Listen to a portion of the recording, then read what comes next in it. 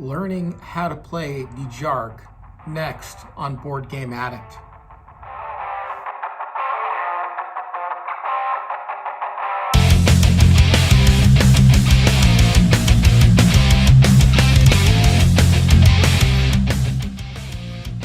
Hey everyone, welcome to Board Game Addict. I'm your host DNC. I'm glad you could be joining me for this tutorial on how to play the Star Wars game Dejarik. This is the game that you saw the C-3PO and R2-D2 playing against Chewbacca, and we did an unboxing of this before, and today we're actually going to learn how to play it, so glad you could be joining me. But before we get to that, if you wouldn't mind going ahead and hitting that like button, and if you haven't subscribed to the channel already, why not? Please subscribe. It would mean the world to me if you subscribe. So subscribe.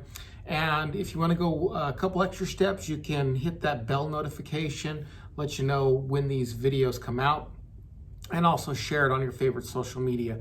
All those are real small steps for you, but they really, really mean a lot to us here on the program and on this channel. So it would really mean a lot for us if you could do all those things. Also, if you want to go that one extra step and dedicate some of your hard-earned cash to what we're doing here, you can go ahead and follow the link below to the Buy Me a Coffee page, where I will be where you can donate cash. That's what I'm trying to say. You can donate cash. So thank you so much for watching this tutorial. Now let's get into learning how to play this game. Okay, so the first thing to note is the shape of the board. It's circular, and it's made up of 3 circles. There's the outer circle, there's this second circle, and this inner circle. And this is important because you cannot occupy or move through this inner circle. So none of your pieces can pass through this inner circle. You can't pass through it, you can't jump over it, you can't stay on it and occupy it. So that's why understanding the shape of the board is important. Now let's go to the setup. Okay, the setup is quite easy. Honestly, you have the blue team, which has a blue base, and then you have the red team, which has the red base. And on each team, you have what's called the brute character. Each team has an equal amount of pieces, and each of the pieces have their own special moves. Now, the brute piece is the only piece that has to go on this inner circle here. Okay, so they face each other. So here's the brute for this one, and here's the brute for this team, and it goes in the inner circle. Sorry, not that inner circle. Goes on that second circle, and they're facing each other. Okay, now the rest of the pieces doesn't matter where they go. They just have to start like this. Here, here, here, here, in these 4, in these 4 spaces like that. There we go, 4 spaces, just like that, so that they're actually facing each other. And the reason why the brute has to go on the inner circle has to do with the way that it moves. It has some special moves that it can do, or at least one special move that it can do, and that's why it has to go on the inner circle, which I will explain next. But that's the basic setup. You're basically just across from each other on your red team and your blue team, and the youngest player goes first. Okay, so that's part of the rules, is the youngest player goes first. So if it doesn't matter who's younger, like the younger person doesn't have to choose the blue and the older person has to choose the red. That's arbitrary. You just choose whichever one you're going to choose. You make that decision. But whoever is the youngest player goes first. So now let's get to the movement of the pieces and how each individual piece can move and attack. So one thing to keep in mind when you're playing this is that a move and an attack are not the same. The pieces move differently and they attack differently, okay? So a certain piece will have a certain move that it can do, but that's not its attack. Or it can have an attack that it can do, but it's not its move. However, the exception to this is this first piece, and it's the brute. It's the most powerful piece on the board. it can move and attack in any direction. So it can move any direction, one space, okay? So that includes diagonal, that includes back, that includes forward, that includes to the side, that includes back on a diagonal, okay? Any direction, it can move one space, any direction. And it can also attack in any space, any direction. So for example, if this blue piece was here, and this piece was here, it can occupy that space, and this piece is gone, this piece is now captured. So it can move and attack in any direction. Now there is one exception to this, because this does have a special move. Because this can move backwards like this, and this is why it has to start on this middle ring, is because one of its moves that it can do is it can go backwards, then all the way across the board to the other side. Okay, so it can move backwards. However, that cannot, in this instance, that cannot be an attack. So let's say this guy was here, and then you had this blue piece here.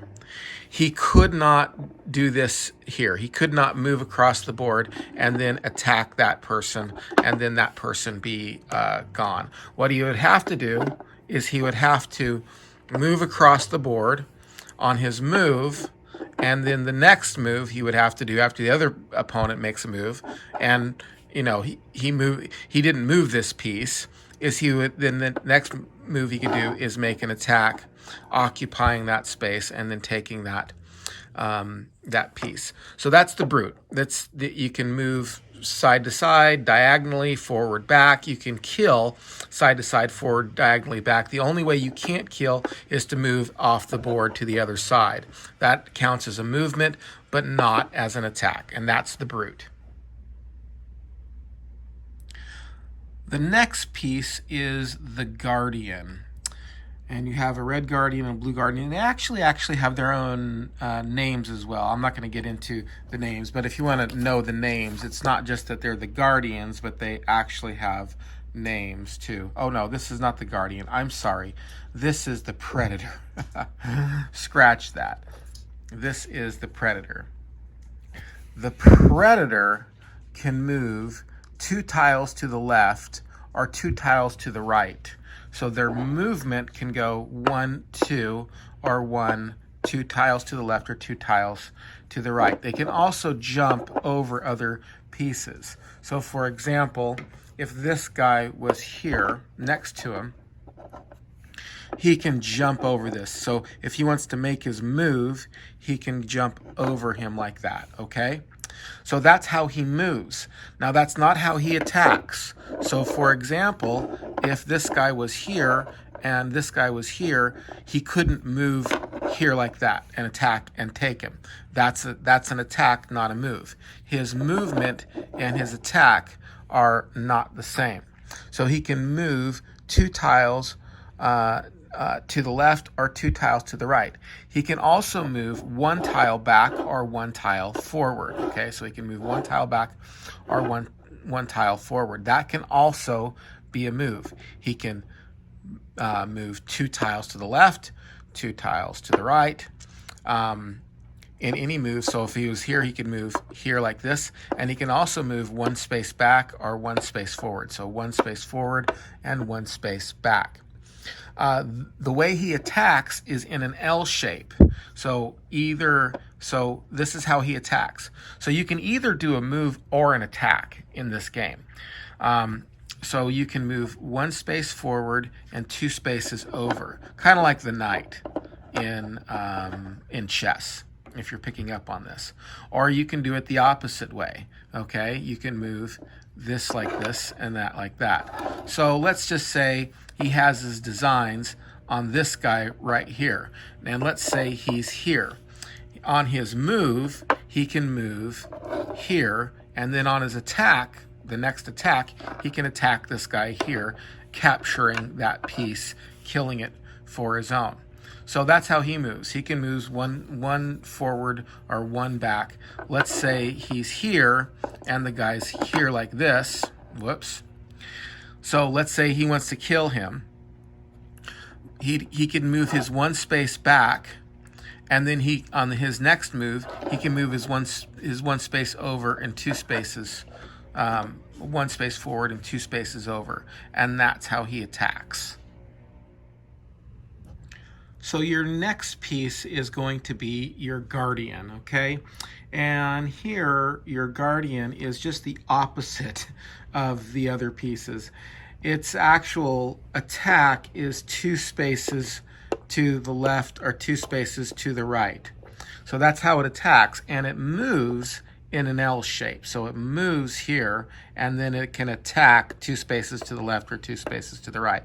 It's just the opposite of the other player. So if this person, say, wants to attack this person right here, he can do so. He can attack 2 spaces to the 2 spaces to the right, or 2 spaces to the right or to the left.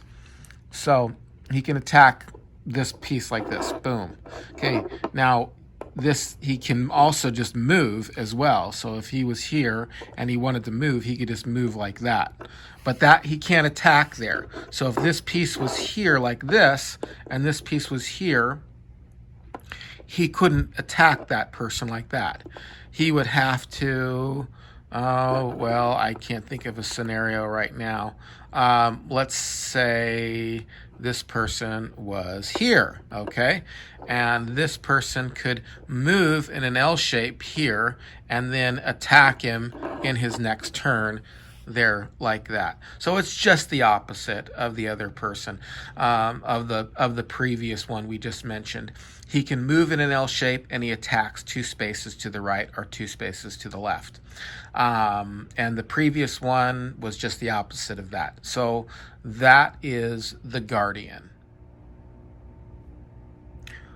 So the last piece here is the scout, and that's what the scout looks like for the red team, and that's what the scout looks like for the blue team. And if there's ever any question, you can come down and read your board. Now, the scout can move any direction 2 spaces at a time. So he can move, and this is why I'm starting him here, is I'll show you here in just a second, is he can move 1, 2, okay, or 1, 2, and because you can't move like from here to here like this, they allow you to go 1, 2 like that. So he can move diagonally, basically. So he can move diagonally and diagonally like this. So he can go 1, 2, or just like this, or 2 spaces this way, or 2 spaces this way. Now the other thing he can do is he can move forward and back. So if you have to move him, for example, and this gets down to a little bit of strategy as far as the game is concerned, you can go 1, 2 like that, okay? So he can move back and forward like that. Now, maybe a reason you would want to do that is because of the way he attacks. He attacks 1 square forward or backwards. He attacks 1 square forward or backwards. So if this blue guy was here and he was here, he could attack him here, okay? Or he can attack him here like this, 1 square forward or 1 square back. Or if they were here, he could attack him here and here. So he could use his move to go 1, 2, and then attack this person here like that and attack back. Now he can move and attack, or attack and then move. However, he cannot chain his attacks together. Let me give you an example of this. So he can attack here, boom, okay? But let's say that for some reason puts him in danger. He's allowed to move, but he can only attack once per game. Now this gets into one of the rules of the game, and that is you can chain attacks together. So you can do multiple attacks. This is just one of those strange rules that you have to watch out for. So for example, let's say this is easiest to illustrate with the brute character, because the brute can move and attack in any direction. But you can chain attacks together. So let's just say there was a guy here, the red guy here, and then a red guy. Oops, I'm sorry, I'm shaking this camera a little bit. I'm trying to hold it here, and a red guy there. Okay, you can chain attacks together. So if he moved here and then say he wants to attack, because this is the brute, he can attack any direction. He can attack there. And then the next move, because he puts himself into another attack zone, he can attack here, taking 2 pieces off the board. And he could actually do this as many times as he wants. And any piece can do that as many times as it wants, except the scout. The scout can only make 1 kill on his turn, but he can make a kill and then move out of the way. So for example, let's get this little scout character out here again. Which one is he? Okay. So for example, let's say this is that the scout? There we go. Yeah, I'm sorry. Okay, so let's say for example that the scout took this piece. Well, then he would be in danger of having this piece take him. So he can then move 2 spaces off to the left. So, or to the right or whatever. So he can move out of the way of danger, but he can't attack over and over again. So that's kind of one of his limitations. But he can move, he can attack and then move. And it's the only piece that can do that. So that's basically the rundown of the game. That's how the game's played. Now you know you can't cross the circles. You know how to start the game. You know what each piece does. The object of the game is just basically to eliminate all the other players, to capture them or kill them, however you want to put it.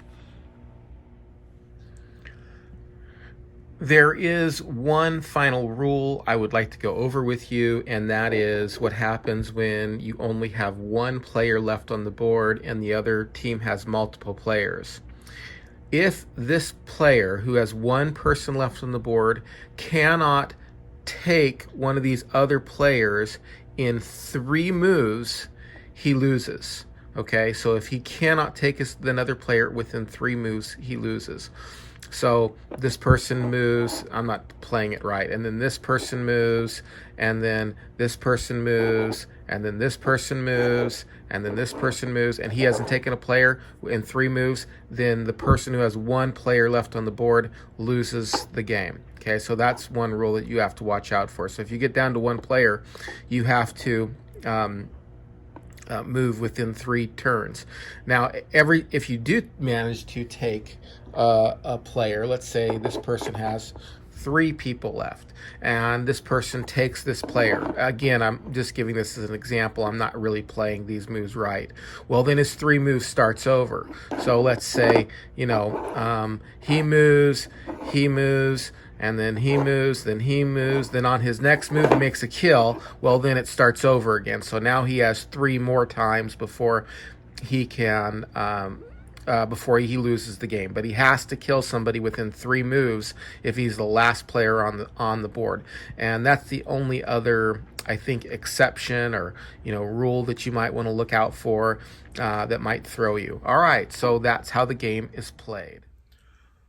All right, everyone. Thank you for joining me today for this How to Play Dejarik.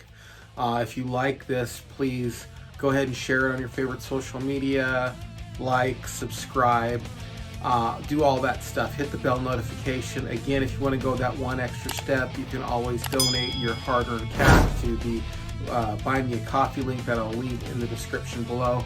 Before I go though, and please don't turn this off yet, I might make a separate video on this altogether. I just want to apologize for not putting out videos right now as regularly as I did.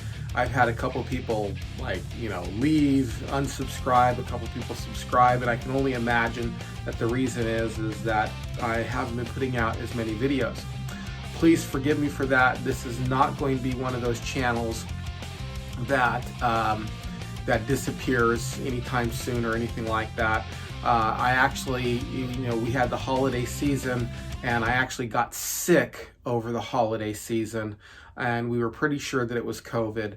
It's a long story, but anyway, I got really terribly sick, so that prevented me. And then Ashton, the guy that I a lot of times play games with, he got sick right after me. And so it's just been kind of a little bit, but I'm going to be releasing videos on a regular basis. I normally try to release at least 1, if not 2 videos a week of unboxing, how to, and review, and we will be reviewing this game shortly. So thank you for sticking around. I'm sorry I haven't been uploading as much as I normally have.